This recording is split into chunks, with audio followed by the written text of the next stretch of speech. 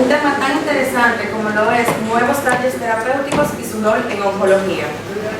A modo de introducción, es importante resaltar que la medicina de precisión es el paradigma actual en el manejo de los pacientes oncológicos, donde la medicina personalizada es el presente y el futuro. Por lo tanto, es importante determinar la presencia de nuevos targets o blancos moleculares para fines de evaluar la efectividad de bloquear los mismos con el objetivo de retrasar la progresión de la enfermedad, mantener una calidad de vida favorable y proporcionar un aumento en la sobrevida global. Ya conocemos la importancia de técnicas de Next Generation Sequencing o próxima generación, puesto que nos informan sobre variaciones estructurales en los cromosomas, variaciones en el número de copias, perfil, espectro y tasa mutacional, metilación, expresiones de ARN, análisis de vías moleculares. Sabiendo esto, el papel del diagnóstico molecular puede jugar uno o todos de los siguientes 5 objetivos, como son diagnóstico, pronóstico, selección de terapia, seguimiento terapéutico o prevención del cáncer. Con este preámbulo, los targets a tratar son NTRK, MET, PI3K, FGFR3 y LAG3. Comenzando con NTRK, la palabra NTRK procede del receptor tirosinquinasa neurotrópico debido a que este se genera o se encuentra en las células del sistema nervioso. Esta consiste en una familia de 3 genes, NTRK 1, 2 y 3, los cuales producen proteínas denominadas TRK, respectivamente TRK, ABC, que se diferencian en el número de aminoácidos y también en las kilobases y kilodaltones que presenta cada uno. Se localizan en distintos cromosomas, el NTRK 1 en el cromosoma 1, el NTRK 2 en el cromosoma 9 y el 3 en el cromosoma 15, específicamente en el brazo largo, todos descubiertos a partir de la década de 1990. Importante que las proteínas TRK son quinasas receptoras que ayudan a regular la señalización celular y función en tejidos sanos. Como vemos aquí, ¿qué es lo que ocurre? Vemos que tenemos un cromosoma donde está el gen NTRK de manera normal. Cuando tenemos otro gen que hace fusión con este gen NTRK, se va a producir una proteína anómala, no va a ser una TRK fisiológica, sino una TRK mutada. Esta TRK es la que va a promover el crecimiento celular descontrolado y por lo tanto va a hacer que se perpetúe la respuesta oncogénica. Aquí vemos una imagen donde tenemos el gen NTRK1 con 17 exones y su proteína TRK que tiene un dominio tirosinquinasa interno, un dominio transmembrana OTM y un dominio extracelular cargado de cisteína. Importante, cuando tenemos esta molécula ya alterada, en el dominio tirosinquinasa podemos encontrar receptores para inhibidores de fusión TRK como el entrectin y el arotrectin. Importante que ya se han desarrollado ciertas resistencias como la G595R que pueden conferir resistencia al uso del entrectin. Luego de que esta proteína TRK, ya sea la ABC, están activas, va a promover la fosforilación de múltiples vías a nivel intracelular, dentro de ellas la vía de la creatinquinasa C, vías de moléculas adaptadoras como SHC del GAP1, que a su vez van a activar otros segundos mensajeros como diacilglicerol, fosfinóxido 3, además la vía del RAS-MET-RK y PI3K AKT-mTOR, como vemos aquí. La activación de estas vías a nivel intracelular va a promover a nivel nuclear la supervivencia, diferenciación y proliferación de la célula tumoral. Entonces, ¿dónde vamos a encontrar este tipo de genes alterados? La presencia de estos genes podemos encontrar en el 75% de los tumores en niños y adolescentes. Aproximadamente de 1.500 a 5.000 niños, adolescentes y adultos anuales presentan estas mutaciones.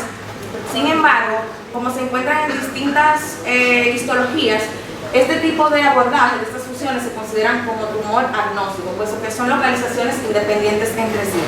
De manera definida, cuando tenemos alteración del gen NTRK1, podemos pensar o encontrarlo en cáncer colorectal, en sarcoma de tejidos blandos, sobre todo en hayas, melanoma, adenocarcinoma de pulmón, carcinoma papilar de tiroides, el NTRK2, adenocarcinoma vermicular de apéndice, astrocitoma pilocítico y adenocarcinoma pulmonar. Y el gen NTRK3 podemos encontrarlo en glioblastoma, carcinoma ductal y fibrosarcoma. Se realizó un estudio en ESMO 2016 donde se trataba de determinar la importancia de detectar fusiones del gen NTRK y efectivamente se concluyó con que las fusiones de este tipo de genes están emergiendo como un nuevo objetivo terapéutico debido a que están emergiendo nuevas terapias que aún están en fase 1 y fase 2 para fines de bloquear la actividad TRK. Esto representa un desafío importante, puesto que existe una incidencia baja de estos inhibidores en histologías tumorales únicas. Sin embargo, es una amplia distribución de estas alteraciones en múltiples neoplasias. Tenemos ahora el gen MET. El gen MET muy interesante, este lo localizamos en el cromosoma 7, específicamente en su brazo largo. Este receptor, este gen, va a codificar un receptor de tirosinquinasa que es de paso único. Normalmente se relaciona con organogénesis y cicatrización de heridas. Cuando tenemos esta mutación, vamos a asociar a un tumor que es de alto grado, mal pronóstico y un comportamiento agresivo.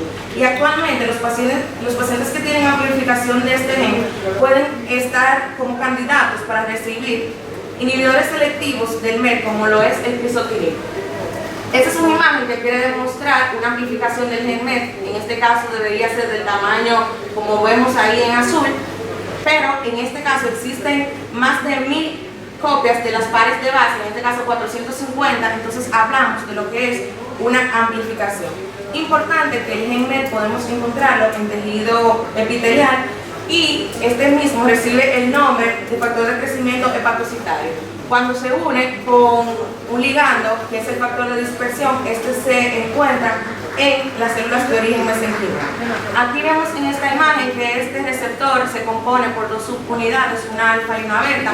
La beta transmembrana unida a la alfa por puentes disulfuro. A nivel interno tiene un dominio tirosinquinasa que tiene tiroxinas o aminoácidos que van a degradar el mismo, o pueden hacer lo contrario, que es perpetuar su actividad. Este tiene dos únicos ligandos que pueden activarlo, hasta ahora conocidos, el NK1 y el NK2. Como vemos aquí, esta es la cascada de señalización que se activa a nivel interno luego de ser promovido a nivel extracelular, y finalmente van a activar la vía PI3K-P85, el GAP1 va a activar la vía del RAS y las MAP-kinasa, promoviendo nuevamente a la proliferación celular. ¿Qué implicación oncológica tiene este gen? Además de la activación de vías oncogénicas específicas como el RAS, PI3K, STAT3 y betacatenina, es altamente relacionado con angiogénesis y con dispersión de células debido a que se producen metaloproteasas que conducen a las metástasis. La amplificación de este gen ha emergido actualmente como un biomarcador potencial en el carcinoma de células renales, ya sea hereditario o no, y suele generar resistencia a las terapias con anti-EGFR en cáncer colorectal. Neoplasias asociadas, cáncer de riñón, cáncer de hígado, estómago, pulmón, mama y cerebro. Aquí tenemos un estudio muy interesante publicado en febrero del año pasado, donde se evaluó el uso de crizotinib en pacientes con amplificación en non-small cell lung cancer, cáncer de pulmón de células no pequeñas, con una N de 38 pacientes, donde el endpoint primario era la tasa de respuesta, duración de la respuesta y supervivencia libre de progresión. Y dentro del endpoint secundario, el principal, la sobrevida global. Se estratificaron los pacientes según la expresión de la amplificación del MET, utilizando el FISH, donde se catalogaba como expresor alto o high cuando tenía la relación MET-to-CEP ratio mayor o igual a 4, la presentación o la calificación medio cuando estaba mayor de 2.2 a menor a 4, y la expresión low o bajo mayor o igual a 1.8 o menor de 2.2. Entonces los pacientes se estratificaron en un solo brazo a recibir crizotinib a dosis estándar de 250 miligramos 2 veces al día, vía oral. Dentro de las características de los pacientes, la mediana edad 66 años, mayoría sexo masculino, raza blanca, que fumaron anteriormente, entre 0 a 1, principal histología, adenocarcinoma, principal estadio 4, que habían tenido mayor o igual a una terapia, principalmente para tumores avanzados o metastásicos. Entonces, ¿qué obtuvimos como resultado? La tasa de respuesta objetiva fue de 28.9% a favor de aquellos que eran altos expresores con un 38.2%. La mejor respuesta obtenida fue enfermedad estable con un 28.9%. La mediana de duración en meses fue de 5.2 meses, la mediana de PFS fue de 5.1 y de sobrevida global de 11 meses.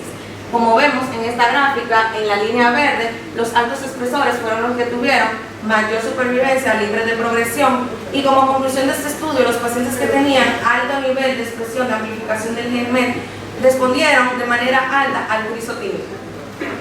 Continuando con los tardes, seguimos con el FGFR3 o receptor 3 de factor de crecimiento de fibroblastos.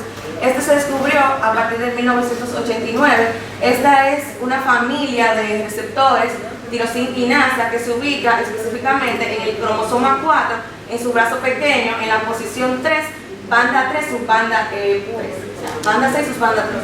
A partir de este gen obtendremos el receptor de membrana mediante procesos genéticos y transducción del ADN.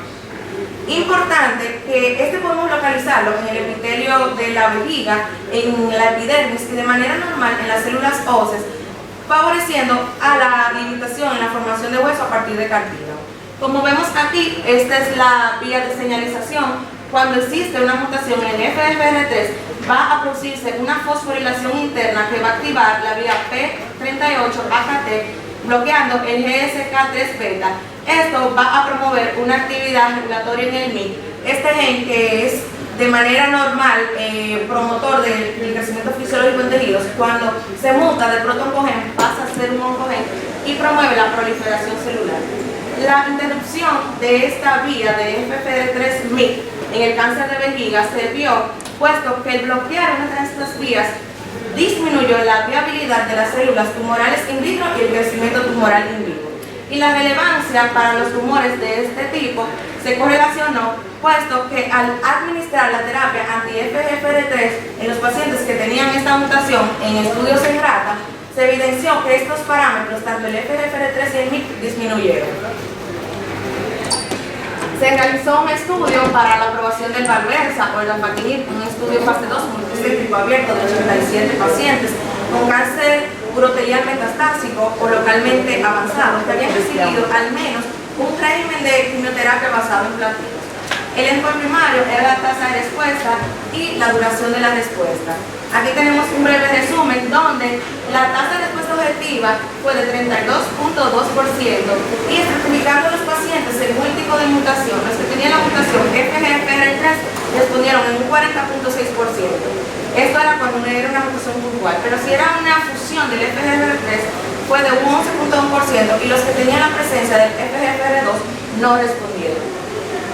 A partir de este estudio, entonces, se aprueba en segunda línea, que lo vemos en MSCN, el dapatinib para cáncer de vejiga avanzado o metastásico luego de la terapia con platinos, pero también, como lo vemos aquí debajo, luego de la terapia con inmunocheckpoint.